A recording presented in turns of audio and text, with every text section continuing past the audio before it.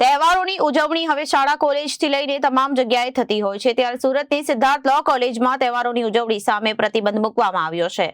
હોળી ધૂળેટીની ઉજવણી કરતા વિદ્યાર્થીઓ સામે મેનેજમેન્ટે લાલાક કરીને ધમકી આપી હતી, જેના વિરોધમાં વિદ્યાર્થીઓએ સ્વાભિમાન અભિયાન હાથ ધર્યું છે. વિદ્યાર્થીઓએ પોતાનો અવાજ બુલંદ કરતા વિરોધ પ્રદર્શન કર્યું હતું.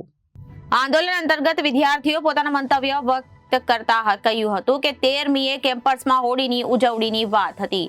વિદ્યાર્થીઓ આવ્યા હતા ત્યારે કેમ્પસ ખાલી કરવાની ધમકી આપી હતી, સાથે જ એન્ટી રેગિંગના કેસની ધમકી પણ આપી હતી. 2 વર્ષમાં પહેલીવાર લાંછન લગાવવાના પ્રયત્ન કરવામાં આવ્યા છે. હિન્દુ તહેવારો ઉજવવા માટેના પોતાના હકની માંગ કરતા વિદ્યાર્થીઓને ધમકી અપાઈ છે, જેથી વિદ્યાર્થીઓના અવાજ ઉચ્ચારવા અને ન્યાય મેળવવા માટે આંદોલન કરવામાં આવ્યું છે. દર્શિત કરાટે કહ્યું હતું કે સિદ્ધાર્થ લો કોલેજના કાયદા શાખાની વિદ્યાર્થીઓ દ્વારા હિન્દુ તહેવારોની ઉજવણી પર પ્રતિબંધ લગાવવામાં આવેલા છે અને સામે સ્વાભિમાન અભિયાન અંતર્ગત શાંતિપૂર્ણ આંદોલન હાથ ધરવામાં આવ્યું છે. કોલેજમાં હિન્દુ તહેવારોની ઉજવણી ન કરવા દેવાના નિર્ણય વિરુદ્ધ વિદ્યાર્થીઓ દ્વારા પોતાના અધિકારો અને સાંસ્કૃતિક પરંપરાનું જતન કરવા માટે અભિયાન શરૂ કરવામાં આવ્યું છે. 13 તારીખે આપણે બધા દર વર્ષની જેમ જે રીતે હોળી ઉજવીએ છીએ એ રીતે કેમ્પસની અંદર હોળી ઉજવવાની વાત હતી. બધા જ વિદ્યાર્થીઓ ધૂળેટી રમવા આવ્યા હતા. મેડમ અચાનક પાર્કિંગમાં આવે છે અને કહે છે કેમ્પસ ખાલી કરો નકર પોલીસને બોલાવીશ, તમારી ઉપર એન્ટી રેગિંગનો કેસ કરીશ. એટલે મારી દ્વારા એટલે કે દર્શિત કોરાટ દ્વારા સવાલ કરવામાં આવ્યો કે મેડમ એન્ટી રેગિંગનો કેસ ક્યારે થાય? એટલે મેડમે કીધું ઈ જે હોય તમારી ઉપર અમે એન્ટી રેગિંગનો કેસ કરશું.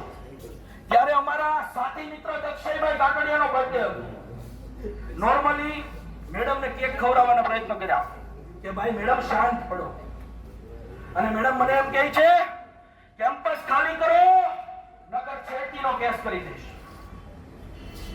2 વર્ષની અંદર મારું નામ દર્શિત કાંતિભાઈ કોરાટ છે. 2 વર્ષની અંદર અને 5 વર્ષના વિદ્યાર્થી નેતા તરીકેના મારા કાર્યકાળની અંદર મારી ઉપર જે લાંછન લાગ્યું છે એ પ્રથમ વખત આ રીતે થયું છે. હું તમને પૂછું છું, અહીંયા ઊભા છે એમને પૂછું છું, અહીંયા જેટલી બહેનો ઊભી છે એમને પૂછું છું, તમારી સામે દર્શિત કોરાટે ક્યારે આંખ ઊંચી કરીને જોયું છે?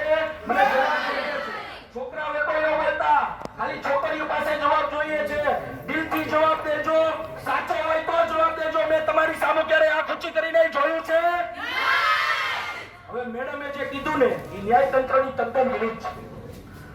મેડમ, યોગીની મેડમ જ્યારે લેક્ચર લેવા આવે ત્યારે બેન એમ કહે છે કે વિદ્યાર્થી મિત્રો કાયદાનો સદુપયોગ કરવો.